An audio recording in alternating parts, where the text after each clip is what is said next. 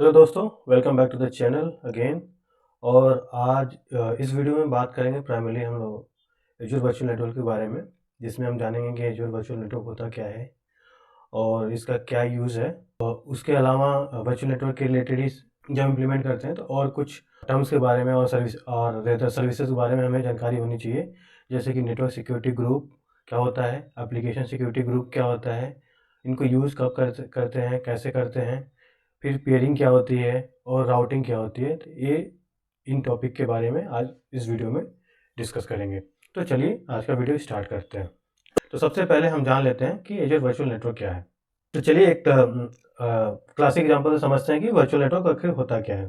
तो सपोज कीजिए कि और नोएडा है और इसमें ये आपका पर्टिकुलर घर है। तो नोएडा एक है, ये आपका शहर है, लेकिन आपकी ये प्रॉपर्टी नहीं है, ये पब्लिक प्रॉपर्टी है। इसमें कोई भी कहीं भी आ सकता है, जा सकता है। लेकिन ये जो आपका घर है, ये आपकी प्राइवेट प्रॉपर्टी है, आपका एक पर्सनल स्पेस है। इसके अंदर आप जो भी बनाते हैं, जैसे भी डिवाइड करते हैं, हो सकता है कि आपके पास अलग अलग रूम हो, कोई ड्राइंग रूम हो, कोई मास्टर रूम हो, अलग अलग पर्पज़ के लिए अलग अलग चीज़ें बना के रखी हुई हैं और ये आपकी पर्सनल प्रॉपर्टी है।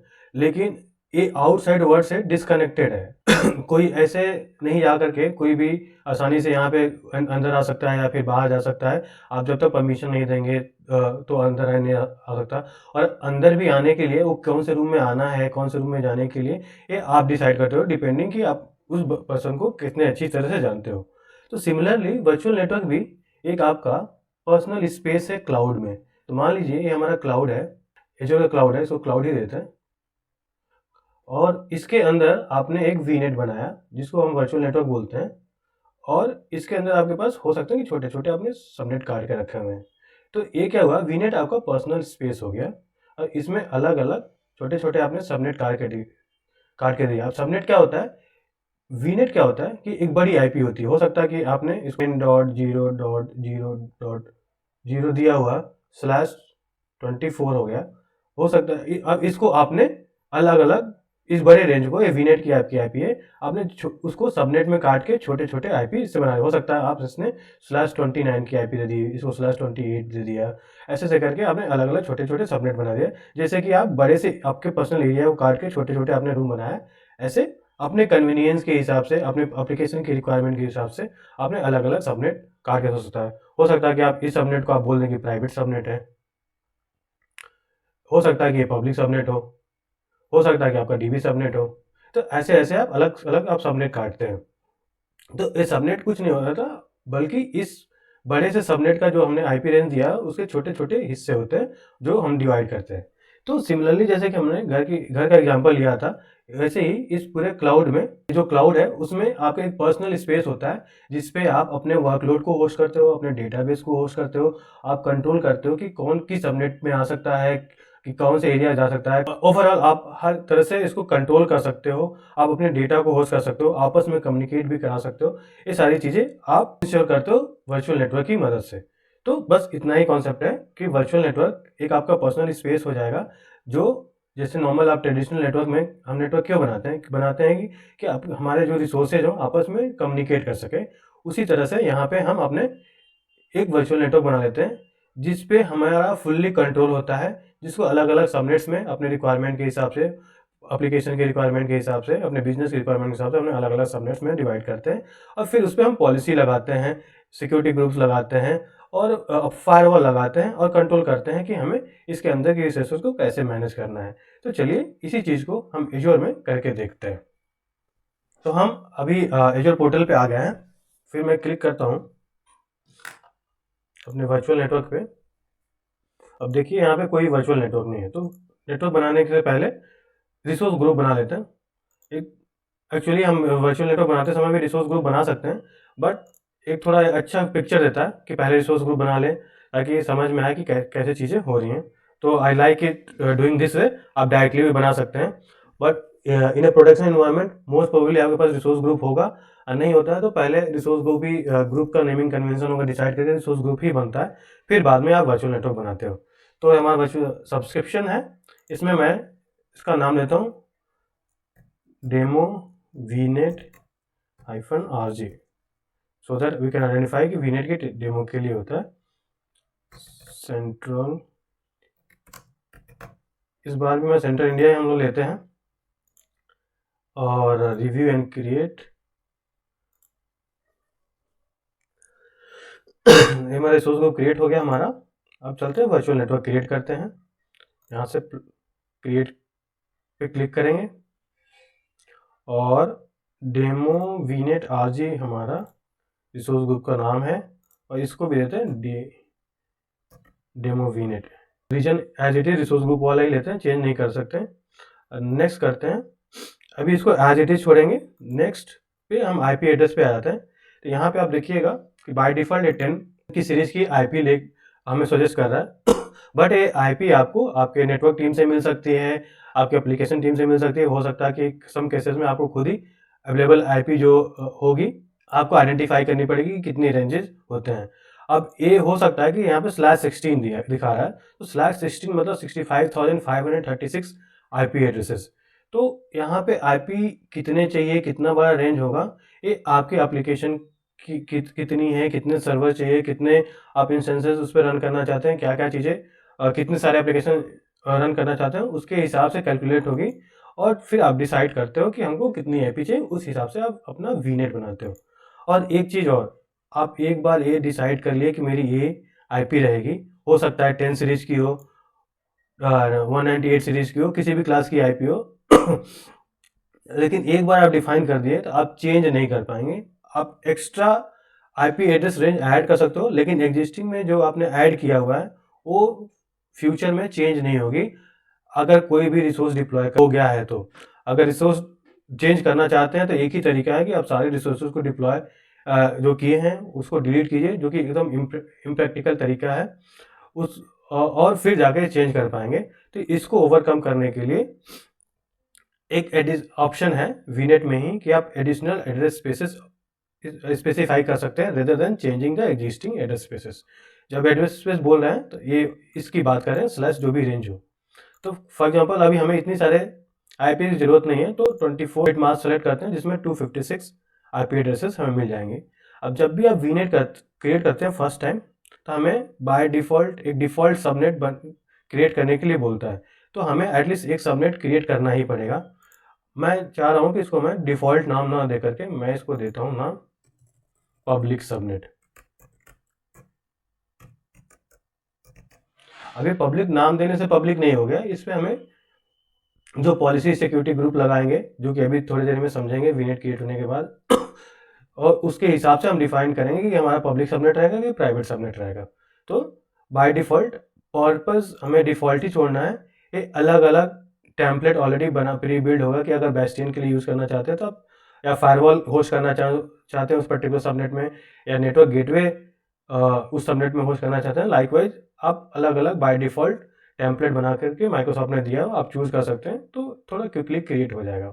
अब यहाँ पे अब मैं ये चाह रहा हूँ कि इस जो 24/24 है यहाँ पे हमने दिया है, वो सारी आईपी ना कंज्यूम करके हम चाहते हैं कि हमें सिर्फ 16 आईपी ही कंज्यूम करना। उस केस में हम क्या करेंगे, यहाँ पे आकर के /28 डाल देंगे, तो 16 आईपी एड्रेसेस हमें अवेलेबल मिल जाएंगी, जो इसका रेंज रहेगा 10.0.0.0 से लेके 10.0.0.15 तक। तो अगर 0 से 15 तक काउंट करेंगे टोटल 16 एड्रेसेस आते हैं। चलिए अब इसको क्रिएट करते हैं। फाइनली हमारा वर्चुअल नेटवर्क क्रिएट कर देगा।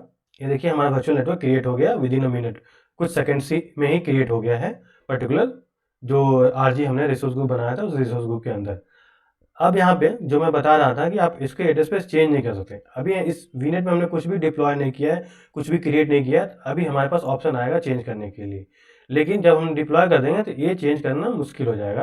तो उस केस में मान लीजिए कि आपका सारा आईपी एड्रेस आपने कंज्यूम कर लिया 256, अब आपको एडिशनल आईपी की जरूरत है इस वीनेट में। उस केस में आप क्या करेंगे, एड्रेस स्पेसेस में आकर के आप एडिशनल आईपी एड्रेस रेंजेस आप डाल सकते हैं, वो चाहे किसी भी सीरीज का हो, जैसे कि 192.168.0.0/24।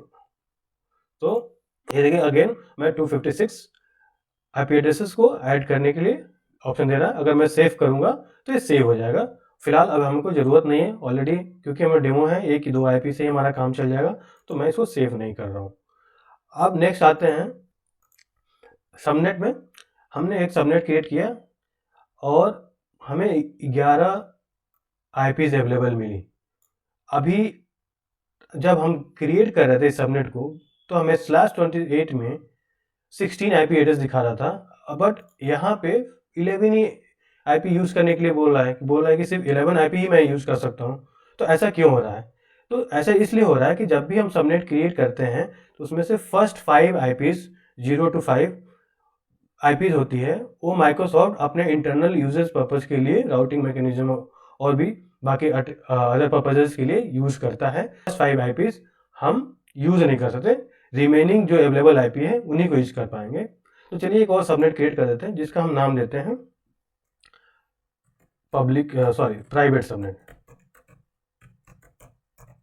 अब यहाँ पे भी देखेंगे कि मैंने /28 लिया है, तो यहाँ पे बोल रहा है कि हम 11 ही यूज़ कर पाएंगे, +5 जो आईपी रहेंगी वो रिजर्व्ड रहेंगी।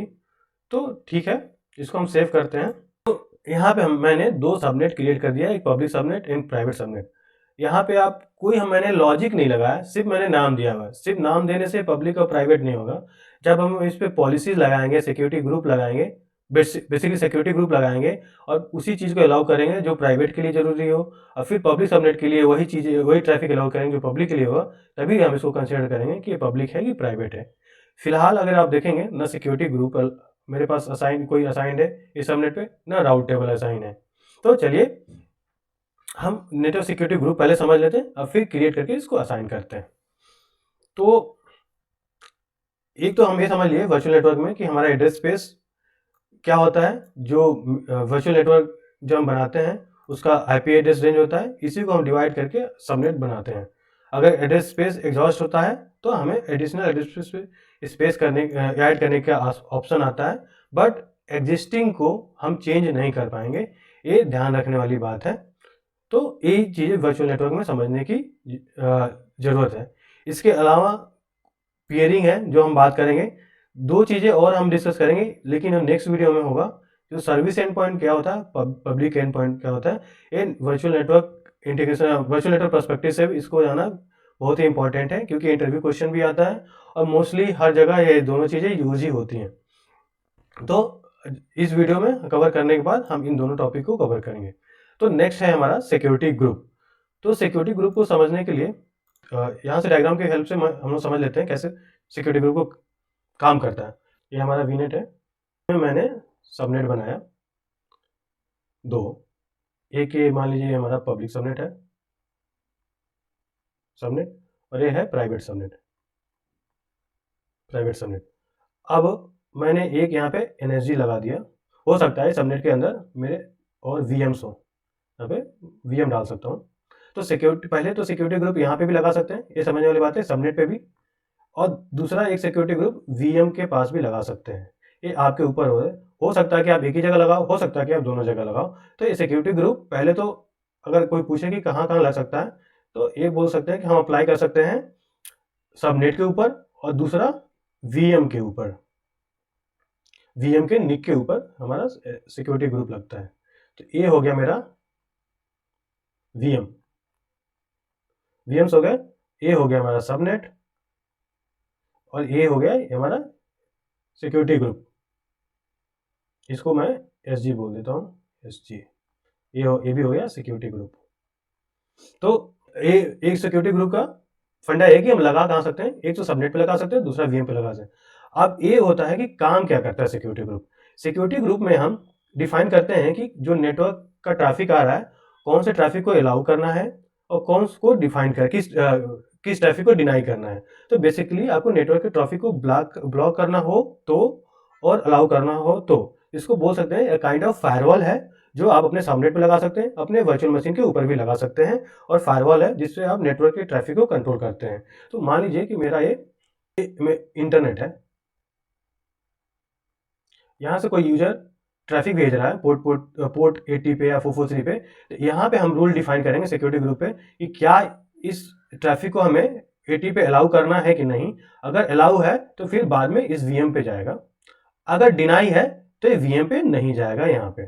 तो बस इतना ही इस सिक्योरिटी ग्रुप का काम है। इसका अपना कोई लॉजिक नहीं है, बस यहाँ पे हम डिफाइन करते हैं कि कौन से पोर्ट पे ट्रैफिक आ रहा है और किस रेंज का है, क्या हमें अलाउ करना है कि नहीं। अब यहाँ पे जैसे कि मैंने एग्जांपल दिया इंटरनेट का, हो सकता है कि मैं ट्रैफिक भेजूँ इस पर्टिकुलर सबनेट से इस पर्टिकुलर में, और वहाँ पे भी मैं सिक्योरिटी ग्रुप, ये सिक्योरिटी ग्रुप के लिए मैं पॉलिसी लगाऊं कि इस वीनेट से हमें सबनेट से बात करना है कि नहीं करना, वो भी एक सिक्योरिटी ग्रुप देखेगा। तो अब एक सिक्योरिटी ग्रुप में हम कंट्रोल कर सकते हैं कि इस नेटवर्क के जो सबनेट के अंदर जो ट्रैफिक है कैसे ले जाना है, कौन से पोर्ट पे ले जाना है, कौन पोर्ट पे डिनाई करना है, ये सारी चीज़ें ये सिक्योरिटी ग्रुप मैनेज करेगा।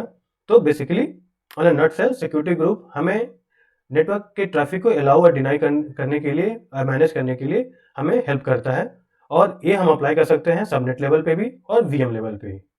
दूसरा एक चीज़ और पहले समझ लेते हैं कि एप्लीकेशन सिक्योरिटी ग्रुप क्या है, जिसको हम एएसजी भी बोलते हैं।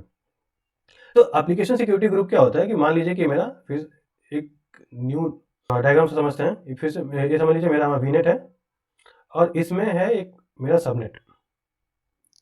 इस सबनेट में हो सकता है कि मेरे पास 8, 10, 15, 20 जो भी हो वीएम्स हो सकते हैं। अब मैंने मान लीजिए कि ये मेरे वेब सर्वर्स हैं, हो सकता है कि दो, और ये दो है मेरे ऐप सर्वर्स। हाइपोथेटिकल एग्जांपल ले रहा हूँ, ये समझ लीजिए कि ये वेब सर्वर है और ये दोनों ऐप सर्वर है। अब मैं चाह रहा हूँ कि मेरा इंटरनेट से ट्रैफिक है और यहाँ पे एक एनर्जी लगा हुआ है और इस दोनों सर्वर पे ही जाए, बाकी दोनों सर्वर पे ना जाए, क्योंकि मुझे इंटरनेट वाली ट्रैफिक इन्हीं दो वीएम पे जानी है। लेकिन मैं ये ट्रैफिक मैं नहीं चाह रहा हूँ कि मेरे ऐप सर्वर को भी एक्सेस करे। नॉर्मली अगर क्या होता है कि अगर एनएसजी लगा होता है तो यहाँ से ट्रैफिक मैं अगर अलाउ करता हूँ तो ये क्या करता है, ट्रैफिक इस नेटवर्क में सबनेट के अंदर जितने भी वीएम्स है सबके पास जाता है बाय डिफॉल्ट, बट वही रिसीव करता है जिसके लिए रूल बना होता है। तो मान लीजिए हो सकता है कि रूल बना हो इसी के लिए, लेकिन जाएगा ट्रैफिक सारे सारे सारे सर्वर्स के पास जो इस सबनेट के पार्ट है। तो ये ब्रॉडकास्ट कर देता है आईपी सारे सबनेट में, सॉरी ट्रैफिक ब्रॉडकास्ट कर देता है सारे सबनेट में, बट रिसीव वही करता है जिसके लिए ट्रैफिक है। तो इस केस में क्या होता है कि मेरा जो एप्लीकेशन सर्वर है वो भी एक्सपोज हो जाता है, लेकिन मैं चाह रहा हूँ कि वेब सर्वर ही इंटरनेट पे एक्सपोज हो। तो इससे थोड़ा अटैक के चांसेस बढ़ जाते हैं। इनकेस मान लीजिए कि ये मेरा वेब सर्वर कंप्रोमाइज होगा, उस कंप्रोमाइज हुआ और किसी हैकर को, किसी मैलिशियस पर्सन को एक्सेस मिल गया, उस केस में इस सर्वर की हेल्प से बाकी सर्वर्स को भी एक्सेस कर सकता है। लेकिन जब मैं एएसजी लगा दूंगा यहाँ पे, अगर मान लीजिए एएसजी लगा दूंगा, उस केस में क्या होगा, जो ये ट्रैफिक होगा यहाँ से जा करके इसको पता होगा कि हमें इस एएसजी पे ट्रैफिक आया, तो इन्हीं दो सर्वर पे जाएगा, भले इस दो चार या ये भी दो सर्वर इस सबनेट के पार्ट होंगे। एक ब्रॉडकास्ट अलग, जो ट्रैफिक हो ब्रॉडकास्ट अलग अलग सारे सर्वर्स पे नहीं होगा। तो ये एएसजी का फायदा होता है कि सिक्योरिटी इन्हांसमेंट में हमें हेल्प मिलती है, और ये वही ट्रैफिक भेजता है जहाँ पे जिस वीएम पे जो एएसजी एप्लीकेशन सिक्योरिटी ग्रुप है अटैच होती है। होप कि आपको ये नेटवर्क सिक्योरिटी ग्रुप और एप्लीकेशन सिक्योरिटी ग्रुप समझ में आया होगा। तो चलिए इसको एजूर पोर्टल में करके देखते हैं इसको कैसे अप्लाई करते हैं। अब हमने वीएम तो सॉरी वर्चुअल नेटवर्क क्रिएट कर दिया है और मेरे पास दो सबनेट्स भी हैं, एक पब्लिक सबनेट एक प्राइवेट सबनेट। और नेक्स्ट ये करते हैं, हम एक सिक्योरिटी ग्रुप बनाते हैं, सिक्योरिटी ग्रुप क्रिएट करते हैं। रिसोर्स ग्रुप वही रहेगा डेमो वीनेट जिसमें हमने वीनेट बनाया है, और इसका नाम देते हैं public NSG, public NSG central India. और मीन वाइल एक और एनएसजी बनाते हैं, हमारे पब्लिक के लिए बन गया, एक और बनाते हैं नेटवर्क सिक्योरिटी ग्रुप प्राइवेट के लिए, demo VNet RG private NSG central India review and create. अब सिक्योरिटी ग्रुप में फिर से जाते हैं, अब देखेंगे कि हमारा सिक्योरिटी ग्रुप, तो दो सिक्योरिटी ग्रुप आ गया, एक पब्लिक एक प्राइवेट। तो पब्लिक सिक्योरिटी ग्रुप में जाते हैं, यहाँ पे सबनेट का ऑप्शन आएगा, यहाँ पे मुझे एक भी सबनेट एसोसिएटेड नहीं दिख रहा है। अब मैं चाह रहा हूँ पब्लिक सिक्योरिटी ग्रुप में मैं अपना पब्लिक वाला सबनेट एसोसिएट करना चाहता हूँ। तो जब मैं क्लिक करूंगा तो बाय डिफॉल्ट जो भी वीनेट होगा इस सब्सक्रिप्शन का पार्ट होगा ये मुझे दिखेगा। तो मैं अपना VNet demo VNet RG demo VNet select कर लेता हूँ, ये इस आरजी के अंदर है और इसमें मेरे पास पब्लिक सबनेट है, क्योंकि पब्लिक के लिए बनाया तो मैं पब्लिक वाला सबनेट अलाउ क्लिक करके ओके कर देता हूँ। सिमिलरली मैं यहाँ पे भी जाता हूँ प्राइवेट सबनेट में भी और यहाँ पे प्राइवेट सबनेट एसोसिएट कर देता हूँ। मैं चलते हैं वर्चुअल नेटवर्क में और अपने जो वीनेट हमने बनाया था इसमें जाकर के सबनेट पे क्लिक करते हैं। तो अब यहाँ पे देखिएगा नेटवर्क सिक्योरिटी ग्रुप मुझे दिख रहा है कि इससे पब्लिक वाले से पब्लिक वाला एनएसजी क्रिएटेड है, प्राइवेट से प्राइवेट वाला। अब मैं चाह रहा हूँ पब्लिक वाले में सिर्फ पोर्ट 883, मान लीजिए कि आपका कोई सर्वर है, अभी एग्जांपल के तौर पे लीजिए कि वो उसको 443 पे और 80 पोर्ट पे अलाउ करना है और बाकी चीज़ें डिफ़ॉल्ट डिनाई करनी है। जब आप नेटवर्क सिक्योरिटी ग्रुप बनाते हैं तो बाय डिफ़ॉल्ट ये 4 इनबाउंड 3 इनबाउंड और 3 आउटबाउंड सिक्योरिटी रूल बना बनाया मिलता है। इसको प्रायोरिटी बोलते हैं, जिसकी प्रायोरिटी काफ़ी कम होती है और इसको हम चेंज नहीं कर पाते। बाय डिफ़ॉल्ट माइक्रोसॉफ्ट हमें बना करके देता है। अब ये तीनों कह रहे हैं। पहला अगर 6500 प्रायोरिटी वाला देखेंगे तो इसमें बोल रहे हैं कि अगर जो मैं वर्चुअल नेटवर्क से वर्चुअल नेटवर्क की कनेक्टिविटी को कम्युनिकेशन को अलाउ किया गया है, लोड बैलेंसर की भी कम्युनिकेशन को यहाँ पे लोड बैलेंसर की कम्युनिकेशन को भी अलाउ किया गया है। डिनाई इसके अलावा कुछ भी हो डिनाई किया गया है। सिमिलरली आउटबाउंड में भी सेम चीज है, virtual network plus load balancer को अलाउ किया गया है एनी पोर्ट पे, किसी भी पोर्ट पे, और बाकी चीजों को डिनाई किया है। तो बाय डिफॉल्ट हर एक चीज डिनाई है अनलेस हम कुछ अलाउ ना करें। तो एक बार यहाँ पे जब सिक्योरिटी ग्रुप में आएंगे तो इनबाउंड सिक्योरिटी ग्रुप का ऑप्शन आएगा। तो यहाँ पे जब हम ऐड करेंगे तो इनबाउंड किसको बोलते हैं कि जब ट्रैफिक हमें बाहर से अंदर की तरफ हमारे वीनेट की तरफ या सबनेट की तरफ या वीएम की तरफ आती है उसको इनबाउंड करेंगे। जब सबनेट से बाहर जाती है उसको हम आउटबाउंड ट्रैफिक कहते हैं। तो उस केस में हम आउटबाउंड सिक्योरिटी ग्रुप लिखेंगे, सिक्योरिटी रूल लिखेंगे। जब ट्रैफिक अंदर आ रही है, हो सकता है कि किसी और वीनेट से आ रही हो सकता है किसी और सबनेट से आ रही हो सकता है कि ऑन प्रीमाइस से आ रही हो सकता है कि इंटरनेट से आ रही हो, लेकिन जब भी आ रही हो इनकमिंग ट्रैफिक हो तो उसके लिए हम इनबाउंड रूल ही बनाएंगे। जब हमारे सबनेट को ट्रैफिक छोड़ के नेटवर्क ट्रैफिक छोड़ के बाहर जा रही है सबनेट से या वीएम से, तब हम आउटबाउंड ट्रैफिक रूल लिखते हैं। तो पहले मैं चाह रहा हूँ कि हमने एग्जांपल लिया था कि एक वीएम ने होस्ट किया है जिसपे वेब सर्वर मेरा चल रहा है और उस वेब सर्वर को पोर्ट 443 या पोर्ट 80 पे अलाउ करना है। तो मान लीजिए कि वो वेब सर्वर आपकी ई कॉमर्स साइट है, तो नॉर्मली जब वेब सर्वर पे HTTPS या HTTP ही पोर्ट अलाउड रहता है तो वही हम अलाउ करके यहाँ देखेंगे। तो मैं सोर्स में या तो एनी दे सकते हैं, मैं चाह रहा हूँ कि इंटरनेट से आए हो, चाहे सबनेट से आए, चाहे वीनेट से आए, चाहे कहीं से आए, उस केस में हम एनी देंगे। लेकिन अगर मैं चाह रहा हूँ कि सिर्फ और सिर्फ इंटरनेट से अलाउड हो, उसके लिए हम सर्विस टैग में क्लिक करेंगे और यहाँ पे देखेंगे बहुत सारे सर्विसेज यहाँ पे अवेलेबल है और यहाँ पे पहला सर्विस है इंटरनेट। अब आपका ये क्वेश्चन हो सकता है कि सर्विस टैग है क्या आखिर में। तो सर्विस टैग क्या, माइक्रोसॉफ्ट ने ये जो ऑप्शन दिया है सर्विस टैग का, इस पे इसके सबसेट पे क्लिक करेंगे तो बहुत सारे सर्विस टैग मुझे दिख रहे हैं, जिसका बहुत सारा लंबा लिस्ट है और जिसको आप देखेंगे कि अलग अलग सर्विस है। जैसे कि मैं अगर यहाँ पे डालूँ लोड बैलेंसर, तो लोड बैलेंसर भी आ जाएगा। हो सकता है मैं कुछ और डालूँ, गेटवे मैनेजर आ गया। तो ये करता क्या है, तो जब भी हम सर्विस टैग होता क्या है, सर्विस टैग ये चीज़ होती है कि जब कई माइक्रोसॉफ्ट हर एक सर्विस बनाता है, हो सकता है कि लोड बैलेंसर भी एक सर्विस है, गेटवे भी सर्विस है, CDN भी सर्विस है, पर्टिकुलर एक रीजन भी, सेंट्रल इंडिया, ऑस्ट्रेलिया, कुछ भी आप देखेंगे सबका भी एक सर्विस बना कर दिया हुआ है। इस सर्विस में क्या होता है, बैकएंड में ग्रुप ऑफ IP होते हैं जो हर एक इंटरवल पे चेंज होते रहते हैं। तो क्या होता है कि अगर डायरेक्टली IP अलाउ करेंगे तो हो सकता है कि 2-3 महीने बाद वो IP चेंज हो जाए फॉर सिक्योरिटी रीजन। तो उस केस में फिर से हमें रूल लिखना पड़ेगा और जो मेरा एप्लीकेशन ऑलरेडी चल रहा है वो बंद होने के चांसेस रहते हैं। तो उस केस में माइक्रोसॉफ्ट टैग्स देता है कि instead of allowing the IP address ranges for that particular region, आप सर्विस ही अलाउ कर दो, एक सर्विस टैग अलाउ कर दो और सारे IP उस पर्टिकुलर रीजन के अलाउ होंगे। अगर इंटरनेट अलाउ करना तो इंटरनेट सेलेक्ट कर दो। अब इंटरनेट से जो भी ट्रैफिक आएगा बाय डिफॉल्ट माइक्रोसॉफ्ट को पता है कि कौन से IP इंटरनेट से आ रही है, कौन सा ट्रैफिक इंटरनेट से आ रहा है, वो इंटरनेट में ऑलरेडी उसने एसोसिएट करके बैकएंड पे हमें हमारे लिए बना के रखा हुआ है। हमें इसके बारे में चीज़ें कुछ करने की जरूरत नहीं है। अगर उसमें IP एड्रेस रेंज में इंटरनेट के किसी सर्विस में चेंजेस आता है तो माइक्रोसॉफ्ट बैकएंड में मैनेज करता है।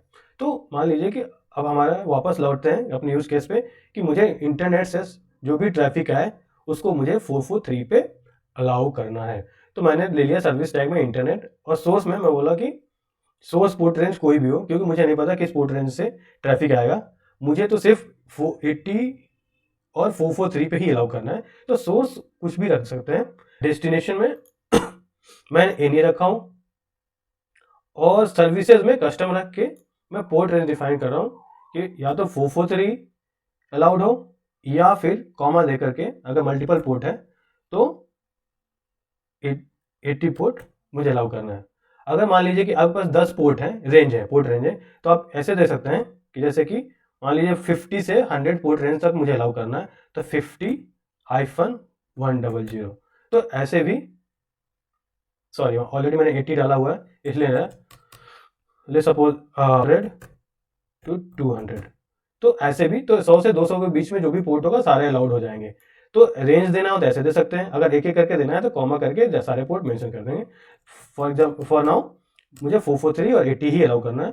टीसीपी, अब टीसीपी, यूडीपी, आईसीएमपी ये सारे प्रोटोकॉल है। फॉर नाउ हमें नेटवर्क ट्रैफिक अलाउ करना है, उसके लिए मुझे टीसीपी ही चाहिए। यहाँ पे नीचे बोल रहा है कि अलाउ करना है कि डिनाई, मुझे ऑब्वियसली अलाउ करना है। तो हो ऐसा अभी तक समझ में आया, होप कि आपको अभी तक परफेक्टली समझ में आया हो। सर्विस टैग से जाकर के इंटरनेट के लिए अलाउ करा देंगे। सोर्स पोर्ट रेंज मुझे नहीं पता क्योंकि वो कंट्रोल मैं नहीं कर सकता। डेस्टिनेशन, हमारे डेस्टिनेशन में मेरा सबनेट आएगा और डेस्टिनेशन में या तो मैं यहाँ पे एड्रेस स्पेसेस भी डाल सकता हूँ, बट अब और एड्रेस स्पेस भी डाल के अपने सबनेट का जो एड्रेस स्पेस हो वहाँ पे भी अलाउ कर सकते हैं। बट क्योंकि हमारा सबनेट में सारे सबनेट पे अलाउ करना है तो मैं एनी डाल सकता हूँ। और यहाँ पे बाकी ठीक है। नेक्स्ट आती है प्रायोरिटी। प्रायोरिटी ये होती है, स्टार्ट होती है आपकी 100 ऐसे जैसे 1 से स्टार्ट होती है और ये जाती है मुझे लगता है अप टू 4000 तक। 5000 डालता हूँ तो ये इसको एरर देना चाहिए। हाँ, तो 4096 तक हम प्रायोरिटी दे सकते हैं। तो जितनी कम प्रायोरिटी होगी इस रूल की प्रेसिडेंस, आई मीन वो रूल सबसे पहले एग्जीक्यूट होगा। अगर मैं प्रायोरिटी 10 देता हूँ फिर एक और रूल बनाता हूँ उसकी प्रायोरिटी देता हूँ 20, तो 10 वाला जो प्रायोरिटी वाला होगा वो सबसे पहले एग्जीक्यूट होगा उस ओवर द जो 20 जिसकी प्रायोरिटी होगी। तो लेकिन हम 100 से नीचे नहीं जा सकते प्रायोरिटी, तो 100 वाला मिनिमम 100 देना पड़ेगा हमें। तो लेकिन अगर जो नेक्स्ट प्रायोरिटी अगर देता हूँ अगर 110 देता हूँ तो 100 वाला पहले एग्जीक्यूट होगा, उसका प्रेफरेंस ज़्यादा होगा कंपेयर टू 110 वाला। तो चलिए इसी पे इसको क्रिएट करते हैं। इस पे कॉमा नहीं दे सकते, ये automatic name port number comma के साथ उठा लिया था, तो ये हमारा रूल का नाम देंगे और इसको ऐड करेंगे। तो यहाँ पे हमारा जो कस्टम रूल मैंने इनबाउंड रूल लगाया 443 और 80 के लिए आ गया है, क्रिएट हो गया है। और एग्जैक्टली सेम डिटेल यहाँ पे आपको जो हमने फिलअप किया तो दिख जाएगा। नेक्स्ट आता है कि अब जो भी ट्रैफिक आएगा 443 पे इस पर्टिकुलर सबनेट के लिए, जिस सबनेट के लिए हमने अलाउ किया उस पे 443 पे अलाउड हो जाएगा, लेकिन अदर देन 443 या 80 कोई और पोर्ट अलाउ नहीं होगा। अगर मान लीजिए कोई और पोर्ट अलाउ करना है उसके लिए या तो आप नया रूल क्रिएट कर सकते हैं और अलाउ कर सकते हैं। अगर डिनाई भी करना है तो सेम प्रोसेस होगा, बस यहाँ पे अलाउ की जगह हम डिनाई पे क्लिक कर देंगे, डिनाई हो जाएगा। तो बेसिकली एनर्जी का यही काम होगा और ऐसे एनर्जी आप मैनेज कर सकते हैं यहाँ से। नेक्स्ट है कि अगर देखेंगे कि प्राइवेट जो सबनेट मैं बनाया हूँ तो इसमें हमें जो 443 का जरूरत नहीं है। इसमें मैं बस यही चाहूंगा कि जो प्राइवेट सबनेट है, जो पब्लिक सबनेट से ट्रैफिक आएगा वो प्राइवेट सबनेट में से कम्युनिकेट करे। अदर देन दैट मैं कुछ और सबनेट से कनेक्ट नहीं करना चाहता हूँ। उस केस में आप क्या करेंगे कि इसको सिर्फ कॉपी करेंगे और इस प्राइवेट एनर्जी में जाएंगे, फिर से इनबाउंड, क्योंकि मैं चाहता हूं कि जो इनबाउंड ट्रैफिक हो from public subnet to private subnet वही अलाउड हो। तो उस केस में मैं क्या करूंगा, सोर्स में जाकर के आईपी एड्रेस डाल दूंगा।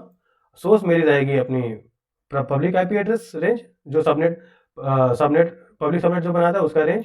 सोर्स पोर्ट रेंज जो भी आप सोर्स पोर्ट रेंज डालना चाहते हो डाल सकते हो। डेस्टिनेशन में या तो एनी रखें या फिर जो हमने सबनेट का रेंज दिया वो भी डाल सकते हैं।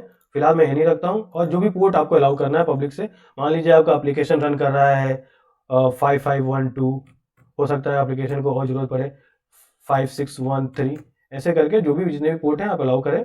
उसके बाद उसकी प्रायोरिटी दें। इस टाइम मैं 200 दे रहा हूँ। इसका कुछ मीनिंगफुल नेम है, पोर्ट भी आपके ऊपर है, पोर्ट देना चाहते हैं या नहीं ये आपके ऊपर है। और क्लियर करें। इस केस में तो अब यहाँ पे नोटिस आप करेंगे, जैसे कि हम वर्चुअल नेटवर्क में गया और सबनेट में, कि मैंने पब्लिक सबनेट में इंटरनेट से अलाउ किया, तो ये इंटरनेट से डायरेक्टली बात कर सकता है, कम्युनिकेट कर सकता है। प्राइवेट सबनेट में सब कुछ ब्लॉक है, सिर्फ मैं चाहता हूँ कि पब्लिक वाला सबनेट ही बात करे, तो उस केस में सिर्फ पब्लिक वाले सबनेट को प्राइवेट सबनेट में अलाउ किया है। तो ये प्राइवेट सबनेट किसी और आईपी से नहीं बात कर पाएगा, सिर्फ इसी आईपी एड्रेस रेंजेस में से किसी से कम्युनिकेशन आएगा तो ही बात कर पाएगा। तो this is how you create your subnet और इंश्योर कि कौन सा ट्रैफिक आपको अलाउ करना है, कौन सा ट्रैफिक डिनाई करना है। तो ये this is all about energy. Next एक चीज समझना है, एप्लीकेशन सिक्योरिटी ग्रुप, उसके लिए वीएम क्रिएट करना पड़ेगा आपको समझाने के लिए। तो चलिए एक वर्चुअल मशीन क्विकली बना लेते हैं। मैं इसको हो सकेगा तो फास्ट फॉरवर्ड कर दूंगा, क्योंकि वीएम हमने ऑलरेडी कवर कर लिया है, तो आपको इसमें ज़्यादा जानने की जरूरत नहीं है।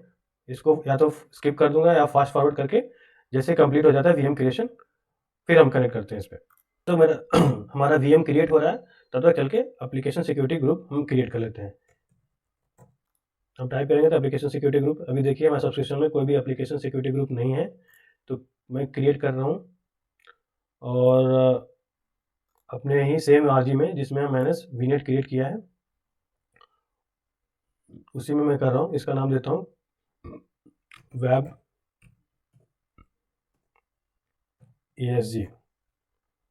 तो मैं ये वेब सर्वर के लिए क्रिएट कर रहा हूँ ताकि वेब सर्वर्स पे ही ट्रैफिक जाए, बाकी ऐप सर्वर पे, जैसे हमने एग्जांपल पे मैं डिस्कस किया था कि बाकी सर्वर्स में नहीं भेजना चाहता हूँ। मैं चाहता हूँ कि जो भी नेटवर्क इंटरनेट से ट्रैफिक आए वो हमारे वेब सर्वर पे जाए। तो हमारा ESG बन गया है।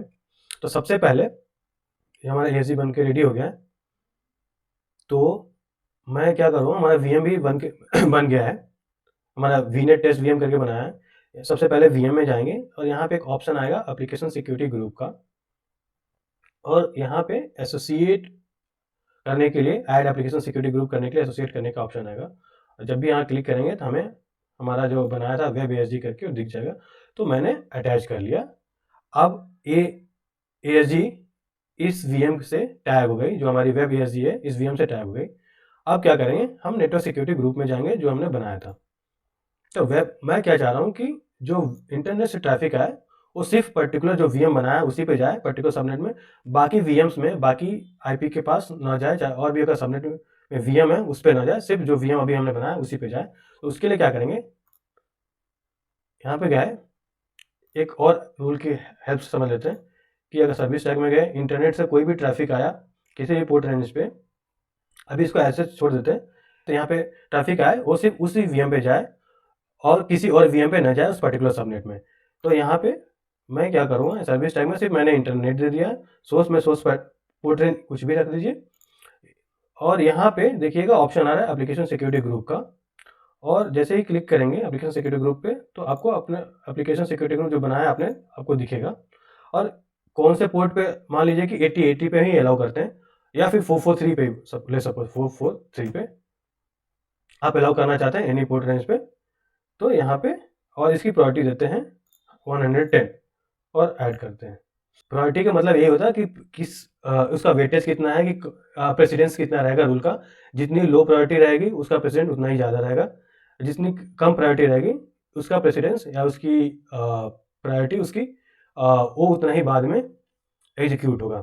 अब हमने ये सिक्योरिटी रूल बना दिया कि जो भी इंटरनेट से ट्रैफिक आए उस पर्टिकुलर वेब ESG पे जाए।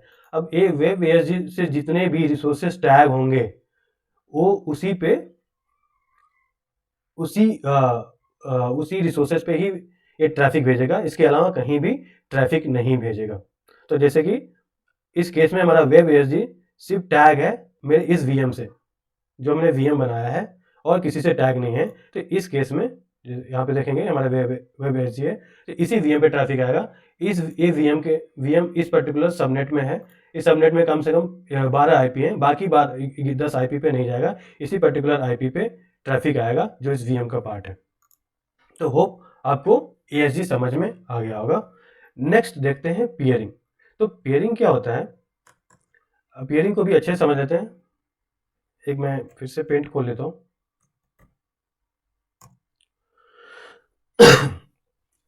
तो पियरिंग पहले समझ लेते हैं होता क्या है, और फिर इसको कॉन्फ़िगर करके या इम्प्लीमेंट करके एजूर पे देखेंगे। तो फिर से एक डायग्राम के हेल्प से समझ लेते हैं। सपोज कीजिए आपका एक वीनेट है, वीनेट 1 करके, वीनेट 1, और एक है वीनेट 2।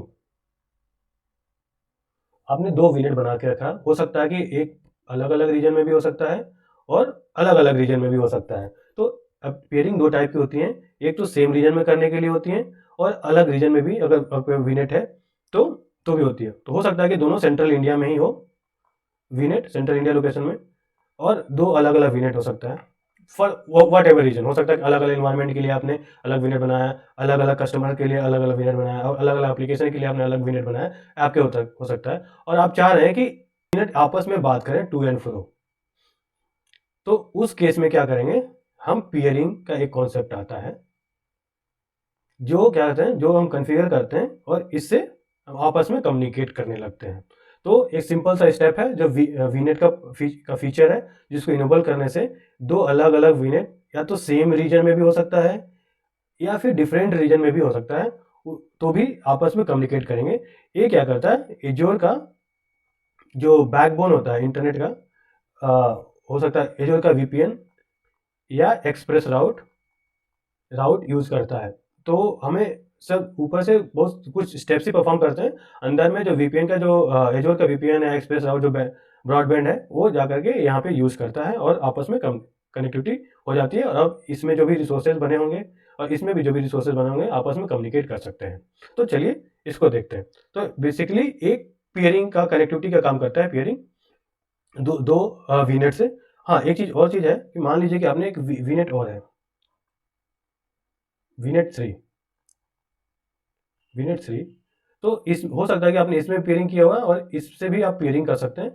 और ये फिर भी ये वीनेट 1 भी आपको ऐसे पेयरिंग कर आपस में बात कर पाएंगे, मतलब ट्रांजिट पेयरिंग हो। वीनेट 1 से वीनेट 2 पेयर है, वीनेट 2 से वीनेट 3 है, और फिर भी ये आपस में बात कर सकते हैं तीनों, ऐसे ऐसे जाके बात कर सकते हैं। इसमें इसको कहते हैं ट्रांजिट राउटिंग। आप चाहें तो ऐसे भी कम्युनिकेशन करा सकते हैं। तो इस केस में हो जाएगा कि ए मिडिल मैन का काम करेगा और दूसरे एक दूसरे से बात कर पाएंगे इसके थ्रू। तो इसके ये ट्रैफिक यहाँ भेजेगा, यहाँ से फॉरवर्ड होकर के यहाँ आएगी, एंड वाइस वर्सा, यहाँ से ट्रैफिक अगर इधर जाती है तो इधर यहाँ से फॉरवर्ड होकर इधर जाएगी। तो इसको ट्रांजिट पियरिंग भी बोल सकते हैं, इसको बोलते हैं। तो ऐसे भी ट्रांजिट राउटिंग भी पॉसिबल है एज्योर में पियरिंग के थ्रू। तो ये भी क्वेश्चन आता है इंटरव्यू में कि ट्रांजिट कम्युनिटी पॉसिबल है क्या, पॉसिबल है तो कैसे पॉसिबल है, तो आप बोल सकते हैं हाँ, पियरिंग के थ्रू हम इसको कर सकते हैं, या फिर इम्प्लीमेंट करते टाइम भी इसका काफ़ी यूज़ पड़ता है। तो चलिए एज्योर पे हम फिर से समझते हैं तो कैसे करते कैसे हैं। तो फिर से मैं अपने वर्चुअल नेटवर्क में आ गया हूँ मैं, और सॉरी ये वीएम है, ये हमारा वर्चुअल नेटवर्क है। वर्चुअल नेटवर्क में नीचे की तरफ जाएंगे तो एक ऑप्शन आएगा पियरिंग का, और पियरिंग में जाएंगे तो ऐड का ऑप्शन आता है, और यहाँ पे पूछेगा पियरिंग लिंक नेम। तो इसको नेम दीजिए वीनेट, कुछ भी नेम रख सकते हैं अपने नेमिंग कन्वेंशन के हिसाब से। मैं दे देता हूँ वीनेट 1 टू वीनेट 2 पियरिंग पियर। अब यहाँ पे नीचे की तरफ चार ऑप्शन है, बोला कि allow demo VNet to access the peer virtual network. इसका मतलब ये है कि इसको अलाउ करें कि दो जो हमारा अलग जो पियर जो वीनेट के साथ इसकी पियरिंग करेंगे वो आपस में एक्सेस कर सके। दूसरा है कि जो कि हमें चाहिए, दूसरा है कि allow demo VNet to receive forwarded traffic from the peered virtual network. ये अभी हमने जो डिस्कस किया था यहाँ पे कि यहाँ पे फॉरवर्डेड ट्रैफिक, मान लीजिए कि वीनेट 3 भी पेयर्ड है वीनेट 2 से, तो ये क्या बोल रहा है कि अगर ये ट्रैफिक यहाँ से आता है और फॉरवर्डेड ट्रैफिक यहाँ के लिए अलाउ करना चाहते हैं कि नहीं चाहते हैं।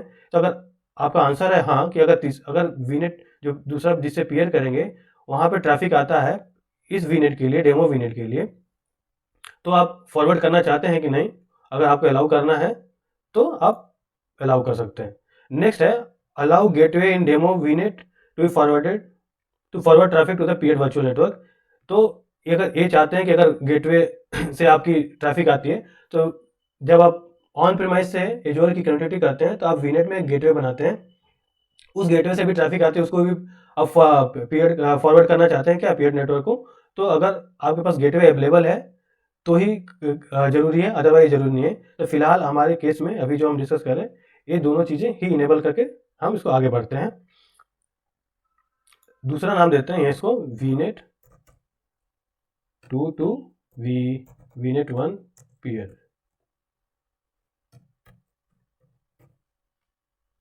आज इट इज, मुझे और कोई चेंजेस नहीं करना है।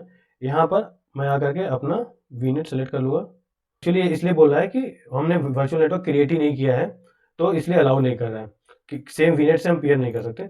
तो मैं एक और VNet क्रिएट कर ले रहा हूँ, डेमो VNet 2।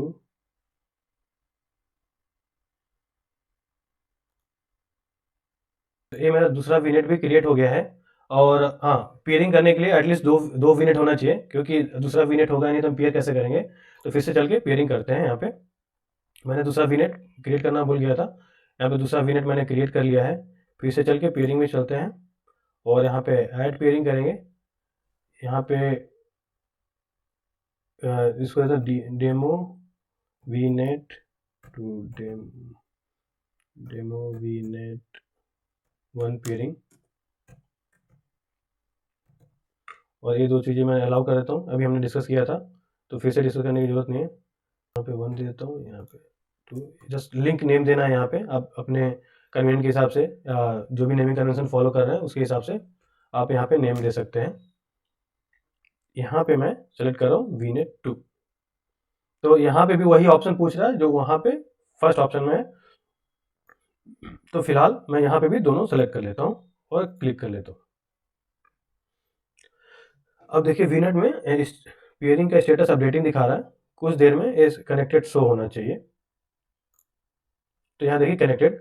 फिर मैं VNet 2 में भी जाता हूँ और इसमें पेयरिंग में देखूँ तो इसमें पेयरिंग इसमें भी दिखना चाहिए। जो मैंने VNet 1 से VNet 2 दिया था इसका नेम ऑटोमेटिकली यहाँ क्रिएट हो गया है और ये भी कनेक्टेड दिखा रहा है। अब ये दोनों VNet आपस में एक दूसरे से, जो भी अगर इसमें भी एक VM है इसमें भी एक VM है, आपस में बात कर सकते हैं। तो जो भी रिसोर्सेज या IPs यहाँ पे एक दूसरे से कम्युनिकेट कर सकते हैं। तो ये इतना ही सिंपल है। तो पेयरिंग इन शॉर्ट दो VNet को कनेक्ट करने के लिए ही यूज होता है। हो सकता है कि आपका सेम रीजन में हो, पर्टिकुलरली हमारे इस केस में आप देखेंगे सेंट्रल इंडिया में ही हो सकता है कि सेंट्रल इंडिया में हो, दूसरा साउथ इंडिया में हो, फिर भी आप पेयरिंग इस्टेब्लिश कर सकते हैं। एक चीज़ और हो सकता है कि एक VNet आपका इस सब्सक्रिप्शन में हो, इस सब्सक्रिप्शन में, और दूसरा VNet हो सकता है कि किसी और सब्सक्रिप्शन में हो। तो उस केस में आप कैसे कनेक्ट करेंगे? तो उस केस में जब आप पेयरिंग ऐड करते हैं यहाँ पे, तो यहाँ पे आता है रिसोर्स आईडी का ऑप्शन आएगा, I know my resource ID, और यहाँ पे रिसोर्स आईडी डाल देंगे तो आपका दूसरा VNet भी पेयर हो जाएगा। अब बोलेंगे रिसोर्स आईडी कहाँ से मिलेगी? रिसोर्स आईडी होती क्या है? तो एज्योर में हर एक रिसोर्सेज की अपनी एक आईडी होती है। इसमें मोस्टली आप प्रॉपर्टीज सेक्शन में जाएंगे, प्रॉपर्टीज किसी भी रिसोर्स की, तो आपको रिसोर्स आईडी यहाँ पे मिलेगी। इसको कॉपी करके पेयरिंग में इसको पेस्ट कर देंगे तो वो अपने आप ऑटोमेटिकली ले लेगा। रिसोर्स आईपी में बेसिकली सब्सक्रिप्शन का नाम होता है, रिसोर्स ग्रुप होता है और बाकी उसके अंदर रिसोर्स के डिटेल्स होते हैं। तो ये रहा पेयरिंग। अब नेक्स्ट आता है राउट टेबल। तो राउट टेबल को भी इंप्लीमेंट करने से पहले सिंपली समझ लेते हैं। तो समझिए कि मेरा एक VNet यहाँ पे, एक पकड़ लीजिए, मेरा एक VNet है, ये VNet 1 है, VNet 1, एक है VNet 2, VNet 2, और एक है VNet 3, और यहाँ पे इंटरनेट मान लीजिए मेरा इंटरनेट है। मैंने पेयरिंग के थ्रू इसको कनेक्ट किया हुआ है, इसको भी कनेक्ट किया हुआ है। अब यहाँ पे हो सकता है कि मेरा सबनेट हो अलग अलग, सबनेट के अंदर VMs हो, सिमिलरली यहाँ पे भी अलग अलग सबनेट्स हो सकता है, सबनेट के अंदर VMs हो सकता है। अब ये हो सकता है कि मैं इन तीनों VNet को अलग अलग मैनेज कर सकता हूँ, कुछ भी कर सकता हूँ। और लेकिन अगर मैं चाहता हूँ कि ये सबनेट, दोनों सबनेट या कहीं भी कोई भी सबनेट पर्टिकुलर एक पाथ फॉलो करे, मान लीजिए कि यहाँ से कोई ट्रैफिक निकला नेटवर्क के लिए, ये तो फिर पहले इधर आए फर्स्ट रीजन, और यहाँ से मेरा वर्चुअल अप्लायंस मतलब फायरवॉल हो सकता है, फायरवॉल लगा हो, यहाँ से फिल्टर आउट होकर के ही इंटरनेट में जाए। या फिर और भी कोई आपका रीजन हो सकता है। तो हो सकता है कि आप ये भी डिसाइड करें कि मेरा यहाँ का, अगर यहाँ से ट्रैफिक निकले तो ये VNet से बाहर ही ना जाए, यहाँ से बाहर ही ना जाए, इस VNet से कहीं बाहर ही ना जाए, यहाँ पे ही डिनाई हो जाए अगर ट्रैफिक मिले तो। कुछ भी रीजन हो सकता है। तो उस केस में हमें राउट टेबल एक लगा सकते हैं यहाँ पे, जो आपके सबनेट पे लग सकता है यहाँ पे, और वो आपके ट्रैफिक को मॉनिटर करेगा और अकॉर्डिंग टू द ट्रैफिक जो आपने राउट टेबल में रूल सेट करके रखा हुआ है, वो रूल्स के हिसाब से वो नेटवर्क वहाँ पे ट्रैफिक पहुँचा देगा, उसके लिए अलाउ कर देगा। तो बेसिकली राउट टेबल का काम क्या है कि आप जो ट्रैफिक है उसको अपने हिसाब से मोड़ सकते हैं रेदर देन कि माइक्रोसॉफ्ट क्या चाहता है। तो हो सकता है कि आप सिक्योरिटी रीजन के लिए आप नहीं चाहते हैं कि आपका जो ट्रैफिक है आपका नेटवर्क छोड़ के जाए, या फिर जाए भी तो नेटवर्क बाहर से वो फिल्टर होकर हमारे फायरवॉल से जाए, तो उस केस में भी राउट टेबल का बहुत ही इंपॉर्टेंट रोल है। और सिक्योरिटी रीजन की वजह से आप चाहते हैं कि कोई ट्रैफिक उससे बाहर ही ना जाए, कंट्रोल करना चाहते हैं या ब्लॉक करना चाहते हैं, तो वो भी कर सकते हैं। तो ये सारी चीज़ें राउट टेबल की हेल्प से पॉसिबल है। और कंट्रोल भी करना चाहते हैं तो उस केस में भी आप राउट टेबल ही यूज़ करेंगे। तो चलिए देखते हैं राउट टेबल कैसे बनता है। तो अभी मैं जो पोर्टल में आ गया हूँ। अभी फ़िलहाल देखेंगे तो कोई राउट टेबल अभी नहीं लगा हुआ है। क्रिएट करते हैं एक राउट टेबल। मैं डेमो वीनेट RG लेता हूँ, सेंट्रल इंडिया, और मैं अपने राउट टेबल का नाम लेता हूँ RT1, और मैं इसको क्रिएट करता हूँ। क्रिएट हो गया। मैं अपने राउट टेबल में जाता हूँ। अभी राउट टेबल में हम देखेंगे तो अभी फ़िलहाल सबनेट्स में जाएंगे तो कोई भी सबनेट मेरे में अटैच नहीं है। मैं चाहता हूँ कि जो भी मेरा पब्लिक सबनेट वाला सबनेट है, ये सबनेट पे राउट टेबल लगाऊं और ये मेरे फायरवॉल के होकर के ही ये ट्रैफिक जाए यहाँ से, कोई भी इस पब्लिक सबनेट से। तो उस केस में मैंने पहले तो सबनेट को एसोसिएट करना पड़ेगा और फिर जाकर के राउटिंग में राउट्स में रूल लिखने पड़ेंगे। यहाँ पे बाय डिफ़ॉल्ट क्या होता है कि माइक्रोसॉफ्ट ऑलरेडी कुछ प्री डिफाइंड रूल बना करके हमें देता है, तो वो इफेक्टिव राउट्स में मिलेगा। तो अब जैसे मैंने इस सबनेट को, अपना पब्लिक सबनेट को एसोसिएट कर लिया, अगर इसमें VM होगा तो मुझे राउट क्या क्या एक्टिव है वो मुझे दिखेगा। तो बाय डिफ़ॉल्ट आप देखेंगे कि राउट मेरा ऑलरेडी इतने सारे बने हुए हैं। इसके अलावा कोई राउट अगर हमें डिफाइन करना हो तो मैं राउट्स में जाएंगे और राउट ऐड करेंगे। तो मान लीजिए मैं चाह रहा हूँ कि राउट के रूल का एक नेम दे दें, RT, let's say internet outbound देता हूँ, इंटरनेट आउट करके देता हूँ। यहाँ पे IP एड्रेस, अब मैं चाहता हूँ कि जो मेरा public IP address, public subnet का IP एड्रेस रेंजेस है, जैसे कि एक बार सबनेट में चलते हैं, इसका IP एड्रेस रेंज को कॉपी कर लेते हैं, और ये जो इस अगर सबनेट से अगर कोई IP आता है, ट्रैफिक आता है, तो वो मेरे फायरवॉल पे चला जाए। तो इसके लिए मैं क्या करूँगा, डेस्टिनेशन टाइप में IP एड्रेस डाल देता हूँ और यहाँ पे अपना एड्रेस प्रीफिक्स डाल देता हूँ। अभी देखिए आप कह रहे हैं नेक्स्ट होप, मतलब नेक्स्ट इसका डेस्टिनेशन क्या रहेगा इस IP एड्रेस में, अगर यहाँ से ट्रैफिक आता है तो इस IP एड्रेस रेंज से। तो नेक्स्ट होप में आप इतने सारे ऑप्शंस डाल सकते हैं। वर्चुअल नेटवर्क, ये बोल सकते हैं कि ये IP अगर यहाँ से ट्रैफिक ओरिजिनेट हो तो मेरे दूसरे वर्चुअल नेटवर्क में भेज सकते हैं, या फिर वर्चुअल गेटवे पे भेज सकते हैं, इंटरनेट पे डायरेक्ट भेज सकते हैं, वर्चुअल अप्लायंस जो कि फायरवॉल भेज सकते हैं, या फिर ब्लॉक भी कर सकते हैं कि मिलाव ही नहीं करना चाहते हैं। तो फिलहाल हमारे पास फायरवॉल नहीं है तो वर्चुअल अप्लायंसेस काम नहीं करेगा, बट ले सपोज मैं देता हूँ, तो इसमें मेरे हो सकता है मेरे फायरवॉल की कुछ IP होगी, ले सपोज 10.1.1, सॉरी 10.0.0.1, ये मेरी फायरवॉल की IP है। फिलहाल हमारे वर्चुअल नेटवर्क में कोई फायरवॉल नहीं है, बट एक हाइपोथेटिकल IP मैंने यहाँ पे ले लिया है और इसको सेव कर देंगे। अब क्या करेगा कि जो भी इस सबनेट से IP निकलेगी, ये मेरे फायरवॉल तक भेज देगी, और फायरवॉल पे जो भी रूल सेट होगा उसके हिसाब से IP या तो इंटरनेट पे जाएगी या फिर ब्लॉक हो जाएगी। तो ऐसे आप राउट टेबल आपका काम करता है। होपफुली आपको इस वीडियो से कुछ इन्फॉर्मेशन मिली होगी। तो all and all virtual network में मोटा मोटी यही टॉपिक्स मेनली जो डिस्कस किए जाते हैं, जो कि आपको जो डे टू डे लाइफ में ज़रूरी होती है। इसके अलावा service and point and private and point भी जानना बहुत ज़रूरी है, जो कि कमिंग वीडियोज़ में हम इसको अच्छे से कवर करेंगे। फिलहाल होपफुली आई फील कि जो भी हमने पढ़ाया आपको वैल्यू ऐड किया हो। जस्ट लेट अस नो कि if you have any doubt, if you want to or if you have any questions, just comment below in the comment box. We will try to answer those. Thank you so much. Till then, bye bye.